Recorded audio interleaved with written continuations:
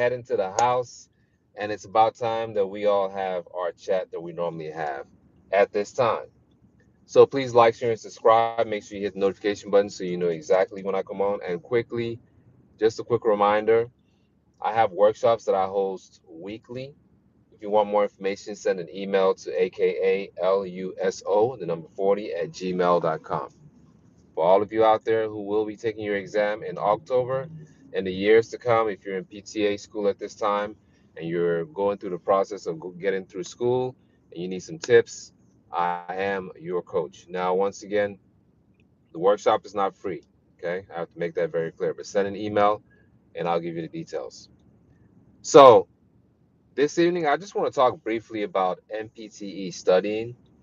If you've watched some of my previous videos, I've dropped a lot of tips, things I feel are helpful for us to study and prep and take this exam and pass. First and foremost, for a lot of you that will be taking the exam in October this year, at this time, we need to have a study plan. There has to be a study plan in place.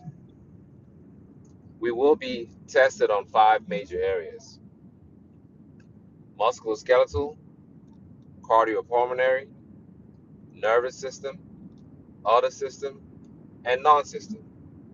And so with these five topics, I've shared with you guys that in my analysis, it's almost impossible to pass the state board exam if we don't answer a lot of questions correctly on the three main areas, which is cardiopulmonary, the nervous system, and one second, guys, I have to pay attention to the room. Musculoskeletal system, cardiopulmonary, nervous system. Okay, three of those major areas account for over 60% of the exam. So there has to be, number one, a study plan in place. And with that study plan, you want to be detailed in your study plan. You have to say to yourself, okay, for the next 2 weeks, I'm going to study these topics. There has to be a detailed outline of how you plan to approach this, because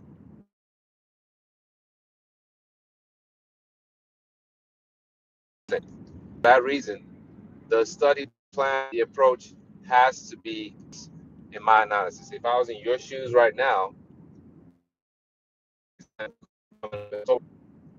this is what I'll be thinking about.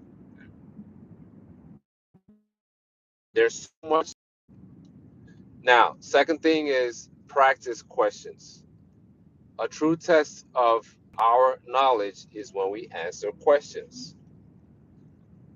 So, for a lot of us, we have different resources that we use for practice questions. Find the one that works for you. I know a lot of times I wave that book.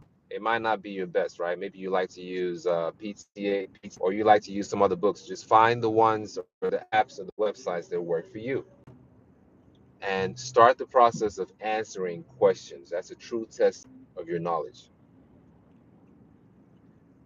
The third thing is your review process. When you answer those questions and you mention, how do you go about relearning so that you can retain that information? Your recall has to be on point, because there's so many things that need to be recalled, right?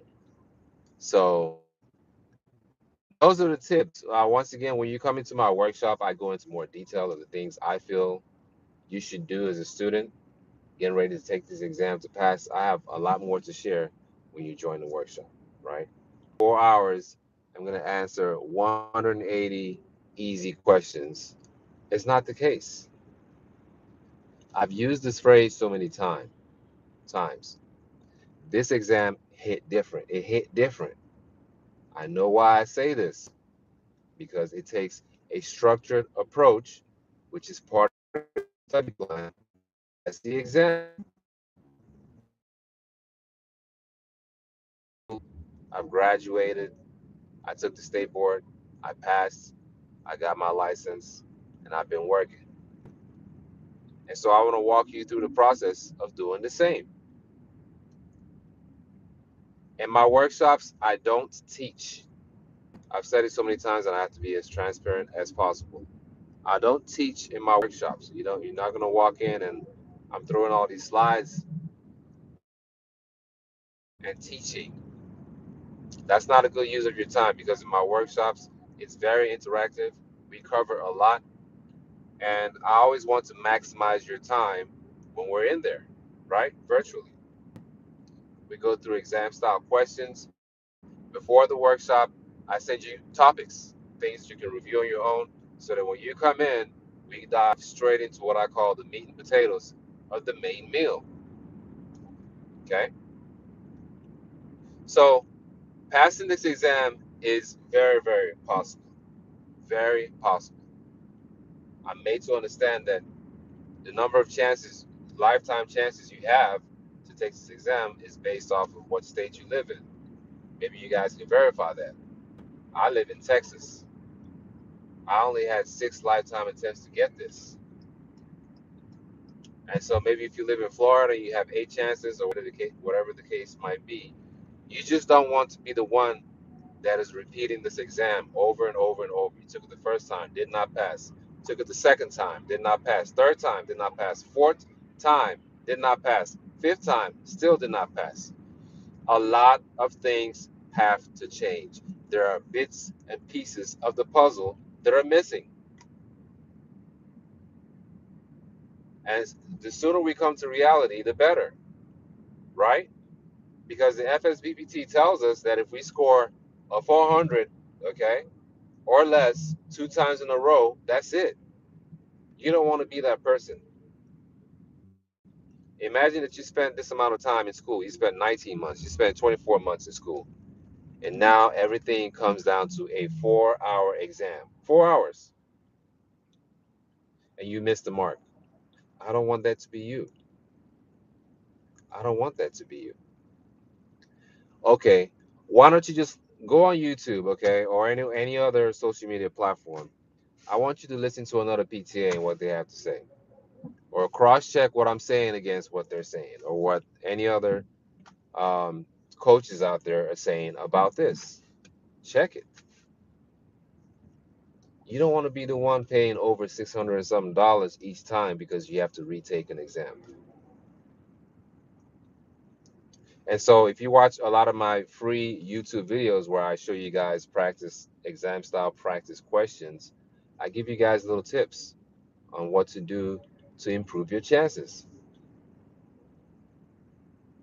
You have to remember this, right? When you go into the exam, all you have at that point is you.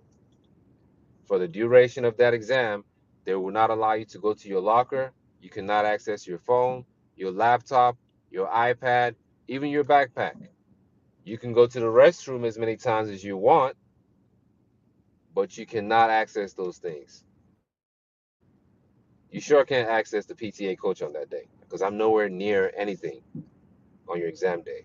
So I coach you through the process of you standing on business. I've used that phrase a lot of times. I want you to go in there and stand on business.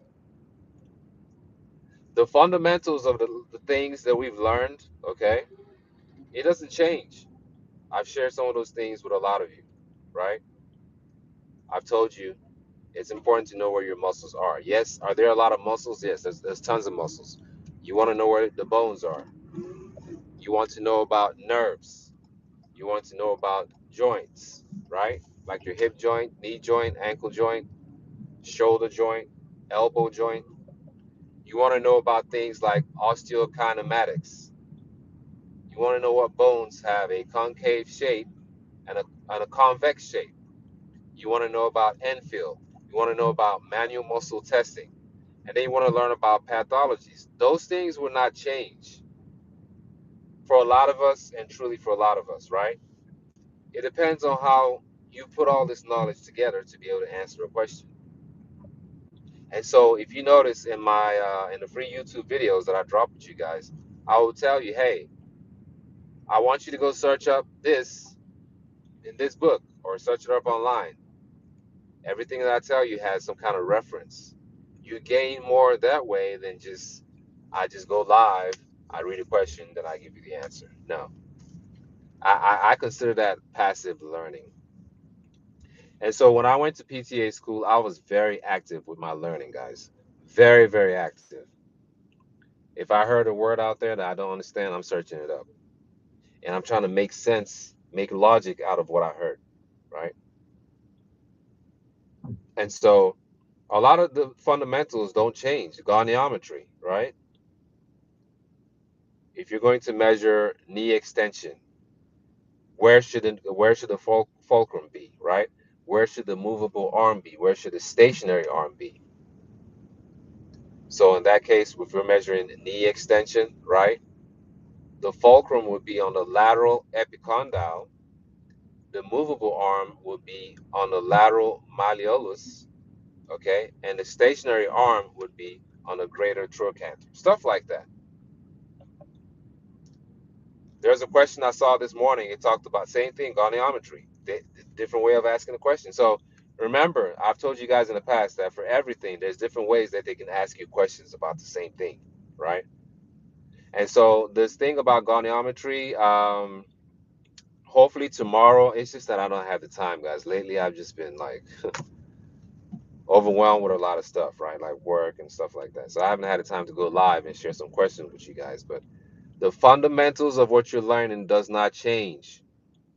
Anatomical position, good posture, faulty posture. How do you measure posture?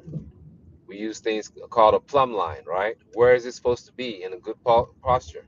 It's just, once again, if anything I'm saying right now is not really at par, it's not at parity with what you know, search up what I'm talking about. Search it up. So once again, going back to studying advice and NPTE studying, if you never show up to my workshop and you just took the few things that I talked about today, it would kind of help you. I've talked about a study plan. We have to have a study plan. And in that study plan, it has to be detailed. Why? Because there's a lot of things. There's 5 major areas: musculoskeletal, cardiopulmonary, nervous system, other system, non-systems. Lots of areas. And so there has to be a plan in place to pass. And there's no other plan. The plan is to pass. There's no other plan out there but to pass. We have to pass. And I believe I can tell you guys and show you how to get it done, right? How to get it done. That book I keep showing you guys is this thick. It's a thick book. Lots of information. I read through that. I read through apps, websites. And this is over 10 years ago, by the way, guys. Over 10 years ago. Now we have all kinds of websites and apps. We have AI. We have a lot of things that will help us make our studying life a little bit easier, right? Make our studying life a little bit easier. So I think we should take advantage of all those things. Okay. And so as the days and weeks go by, I will share more tips with all of you. And if you can think of anything that you use out there that's helping you so far with your studying, share it with us. Drop that information in my channel, right? Drop it in my channel.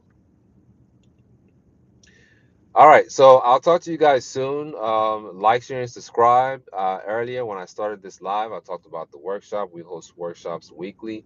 If you want more information, you can send an email to akaluso, the number 40 at gmail.com, and I'll take it from there. Okay. So have a great evening. Remember, you are victorious. You are a warrior, and I believe in you. And together, we can get this. Okay. Like, share, and subscribe. Make sure you hit the notification button so you know exactly when I come on. Have a blessed evening, and I'll talk to you soon. Bye bye.